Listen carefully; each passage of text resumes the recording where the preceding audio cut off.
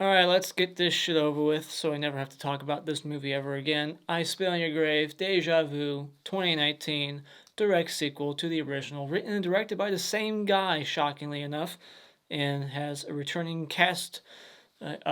Camille Keaton comes back as Jennifer Hills, and this movie tells a story about Jennifer Hills publishing a book about the traumatic experience that she had in part one, and the relatives of the people that she killed in part one read this book and get pissed off and want revenge.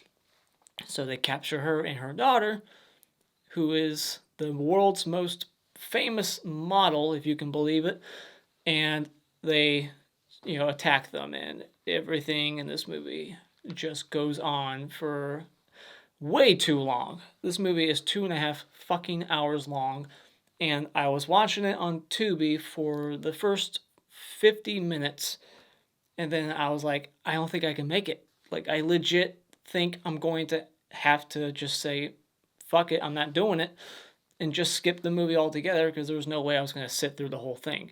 I got 50 minutes in. I was going to just quit and just talk about the other 3 movies that are left in this franchise. But then I saw that King Cobra Entertainment on YouTube uploaded the movie. So thank you, because then I was able to watch it on YouTube at 2 speed, not 1.5, 2. And even at that speed, this movie felt like for fucking ever. It's honestly impossible for me to think of anything I really liked about the movie. It went downhill so fast. Basically, as soon as they were getting captured outside the restaurant, I was like, oh, I see why people say this is shit. Because in the first 10 minutes, I was like, this isn't that bad. This scene's going on a little too long, and that's a continuing theme throughout the rest of the movie. But then when they got captured, I was like, oh yeah, okay, this is bad. This does deserve, it's like 2 point whatever on IMDb. It's fucking horrible. I can't think of anything good to say other than I liked the title of her book.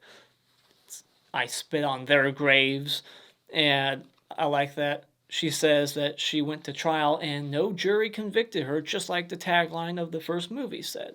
So that's all I like. Getting into what I don't like about the movie is literally everything about the movie. So I don't like the fact that this movie is 2.5 hours long. It's so uncalled for. It's not necessary to be that long. You could have talked to the editor and said, hey, trim an hour off of this thing, and they could have done that easily without affecting the story. And like every scene in this movie is overextended. Like there were so many times where I was like, are we still in the back of the van? Are we still talking about this? Is she still talking? Like, oh my god. Like this one chick, Becky, who's played by this actress who's done a few horror movies as of late, like Southbound. I just watched that again. She was in Southbound. She was in Starry Eyes. And, she kind of looks like Droopy Dog. And so she's in this movie, and every scene with her is fucking horrendous. There's so many moments when you genuinely think she's about to shut up and you think that she's made her point.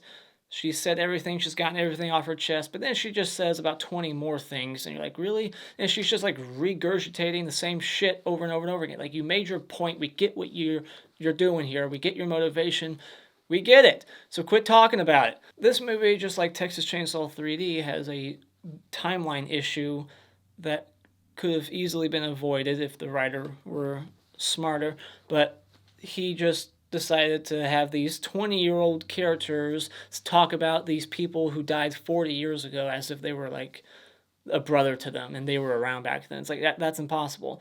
This guy driving the car is like my age, and he's like, oh yeah, Andy was like a brother to me. It's like, there's no fucking way you knew him. And then to spoil the twist, because you don't need to watch the movie, so I'm going to spoil some things. I'm going to save you 2.5 hours. The main girl is the daughter of Johnny, the rapist in part one. That was 40 years ago. This chick is 30. The actress and the character, about 30 years old. She can't be the daughter. And how these characters that tell her that know is beyond me. How the fuck would they know? Makes no sense. And so Yeah, there's just too many flashbacks. They keep cutting back to the first movie. It was okay in the opening credits, but then they just keep cutting back to what happened in part one. It's like, we don't need it. And there's just so much exposition dialogue and just too much fucking dialogue in the movie overall. And it's terrible dialogue. Like, they try to make these characters sound so mean and vulgar, and it's just trying way too fucking hard. I mean, how many times does Becky call Jennifer a cunt? And it's just over the top. It's like Rob Zombie, but worse, way worse. I have a new appreciation of Rob Zombie dialogue after watching this. And the over the top acting. Like, every character, every actress in this actor and actress in this movie is over the top. Especially like Kevin. He's the fucking worst. Just, he seemed like he was snorting a line of cocaine in between each take. To be fair, it could just be the bad direction that was given to them. Maybe they were told to go over the top, but they went so far over the top. They needed to bring it down. Everyone was just dialed to like 1,000. They needed to bring it down. So it's just got horrible direction, god awful, over the top acting, and I just hate all the religious crap being thrown here. Like, it's just so cliche. These characters, these bad guys, they look cliche, they sound cliche, they're just over the top. Like, they're all uneducated morons and very religious, and they're throwing religion at Jennifer the whole time. Like, God's on our side. He would want us to kill you. Vengeance and blah, blah, blah. It's like, no, the Bible doesn't say anything about it being okay to go kill people because you're mad at them. All these movies before this have been known for the revenge. You're excited to see how they're going to get it, how violent, how creative it's going to get, especially when you get to the remake and the remake sequels. And in this one, it's worse than the original. There's nothing creative here. And I don't care how small the budget is, you can still get creative. The first one was low budget, and they still had some pretty mean kills for the time. This one is lame as fuck. There's nothing new here. It's like off camera or just not executed properly. Like, she'll hit someone with like a sickle and it goes in their back like an inch, and then that's supposed to like kill them. Like, it's so pathetic. And then the way they kill Jennifer's character in this movie was just not the right way to do it. Like, I don't care if they kill her, but it's just the way it happens in this movie. It's insulting to the character. This is a character that was established as someone in the first one who was brave enough and smart enough to get revenge, to use her sex appeal and her brains to lure these people to traps and kill them. And now in this one, she's just a fucking idiot, banging on a door for like 10 minutes without looking behind her once, has a gun and refuses to use it, even though she knows these people's intentions. Like, just shoot them. Why are you not shooting them? And how she escapes them originally, the way that was shot and done was so laughable. The way she just casually walks by them, like, see ya. Like, high five them while you're at it. Like, it seems like you're not even in danger. They could have at least had her death be like a sacrifice moment where she does something that gets herself killed to save her daughter, to buy her daughter time to escape. But her daughter's not even in the same scene when she gets killed. She's somewhere else. Like, so she just dies being a moron while her daughter's elsewhere. She has a fucking gun and never wants to use it. Like, it's so bad. Everything in this movie is terrible. So fuck this movie. Final thoughts. This movie is just a very miserable experience that I wouldn't wish on my worst enemies. It is easily one of the worst sequels of all time. No movie with this kind of plot needs to be 2.5 fucking hours long. Fuck this movie. When it comes to I Spit on Your Grave, Deja Vu, I'm giving it half a star. Alright, very, very quick spoiler discussion. I'm just gonna like breeze right through this. So I already talked about the book, I Spit on Their Graves, and the daughter's a model, and she doesn't like her job.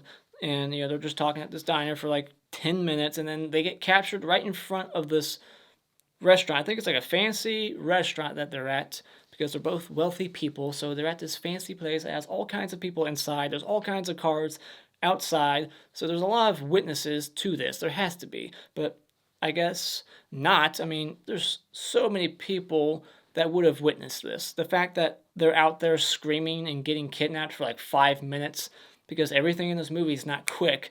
when they get captured, it's like going on and on. They're screaming so loud. They're outside in broad daylight, in public, right outside a restaurant. No one sees this happening. No one's calling the cops. No one got the license plate real quick of the van as they were driving away. Bullshit. And then there's like a fast forward effect, so you got bad editing on top of everything else. And then I already talked about the timeline issue. And then, so they're having her like dig her own grave, and there's a noose there. But then she just gets the gun, and then she just walks by them, and they don't even like try to chase her real quick or anything. Oh, and one detail about that scene that just kind of made me laugh is that she at one point made Kevin put himself in the noose, and then like long after she's gone, he's still like standing up there with the noose like, can I take it off now? Like, what is he doing? This guy's a fucking moron, like everybody in this film. So then, yeah, and this moron who's driving the daughter around pulls over to let her pee and let her go like a mile into the woods to get her private pee in. Because everyone, like I said, is a moron. And then he's like, I fucked a retard once. You mean yourself? Are you referring to yourself, sir? And then at one point, she has this guy who's driving the van on the ground, and she won't just keep hitting him. That's a trope. I can't stand it. When you have the killer on the ground, fucking keep hitting him in the head and kill him. But she's more worried about grabbing her bra that she took off. Like, oh, I gotta get the bra bag off of the tree. I gotta get that before I leave. Like, no, just fucking get out of there with your skin still attached, you idiot. There's a lady on a bike who just pulls up out of nowhere, who starts quoting like the Wizard of Oz. It felt very much like Freddy's dad. I'll get you, my pretty, and your little daughter too. And then she just fucks off from the movie for like an hour, and then she comes back in at like the last 10 minutes, and it's like revealed like she's in on it. She's a bad guy. Holy shit, did you see that coming? The two people who pick up Jennifer and just drop her off at a cemetery, they're revealed later on to be in on it also. And it's like, well, no shit. That was obvious, because why did they just drop her off at the cemetery? They pick her up and they're like, oh, there's no cops in this town, so we're going to drive to the next town over to get some cops. But before that, we're just going to drop you off at the cemetery. Only us two can go drive to the cops. All three of you can fit in there. So, and Jennifer never questions it. Like, why can't I drive with you two to go get the cops? Why do you have to drop me off here? She never questions it. It's so fucking stupid. She has a gun. She goes to the church. There's a deaf person playing the organ who just can't hear her banging and banging on the door. And she knows that Droopy is right behind her, but she just keeps banging on the door for like 10 minutes and then gets like her throat slit. And she had a gun the whole time. Never used it. So she gets her head sawed off. Like, she gets killed like that. So much for slow. Like, she was talking about how, oh, I'm going to torment you and make sure your death is slow, but she just quickly slits her throat. It's over. So she goes against everything she was saying earlier. And then we get the obligatory rape scene. Kevin rapes her, and then Herman, the big dumb dude, lets her go. He's not into it. He wants to save her. And then when she leaves, the other ones are pissed off about it, but they make no attempt to go like recapture her. They're like, oh, we'll try to get her tomorrow. And the fact that she survived a whole night out in the woods, butt-ass naked, is bullshit. I'm pretty sure she would have gotten like hypothermia. I mean, they were wearing thick layers earlier. It's probably fall or winter, and at nighttime it's pretty fucking cold, and she's butt naked. Finally, for the first time in this franchise, there's a grave being spit on. But whose grave is it? It's Jennifer's grave. But she was at that cemetery earlier with the other guys' graves all right there next to each other. She could have spat on all of them. But no, it's Jennifer's grave that's getting spit on. Just very insulting to the character. Like, her grave didn't deserve to get spit on. It was their graves. I thought it was so convenient that she just finds these clothes hanging to dry and all of it fits perfectly on her.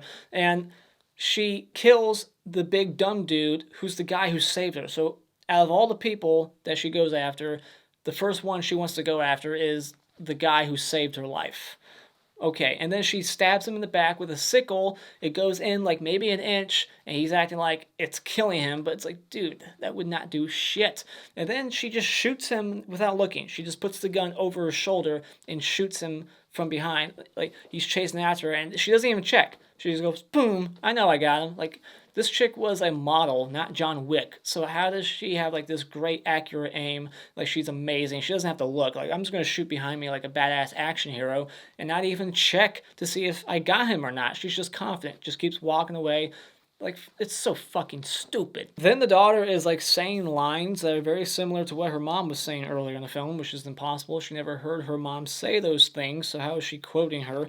And then she does something similar to what her mom did in part one. She's making Kevin strip, but for some reason allows him to keep his shirt on. And then she stabs him in the balls as she's giving him a hand job, and for some reason, somehow, he just doesn't realize that's happening. Like, bullshit. You would feel the difference between having an orgasm and having a broken bottle shoved up your ball sack. Like, you would know the difference. She shoots Scotty in the balls, and then he goes, "Why did you do that? Unfair." That was the line. Holy shit. And then shoots him in the asshole out his head. We've seen that before, done way better in one of the remakes. And so then, the couple comes back with no cops. Big reveal. They're terrible. And then, but they help her kill Becky for some reason. So they're in on it. But they help her kill Becky, whatever the fuck her name is, Becky. And then that's how she gets killed, Becky. She just gets killed by getting beat up some. We never see her again, so that killed her. That's her death. Wow, fucking pathetic.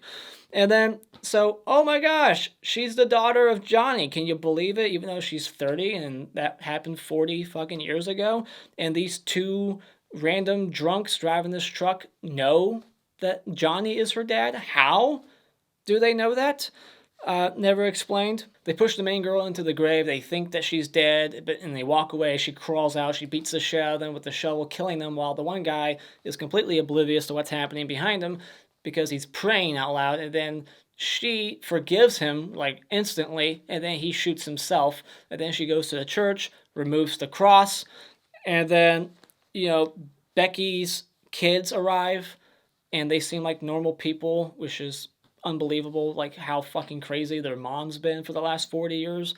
There's no way that she raised those kids to be as normal and intelligent as they seem when we see her. Two kids. Like, no, they would be like the other people in this movie. They'd be fucking morons. So that's the end of this heaping pile of shit. What do you think about this movie? Let me know in the comments below. And as always, if you like what you've seen here, you can hit this like button and become a subscriber today just by clicking on my cartoon face in about 5 seconds. And remember, it's all my opinion. You don't need to get butthurt about it.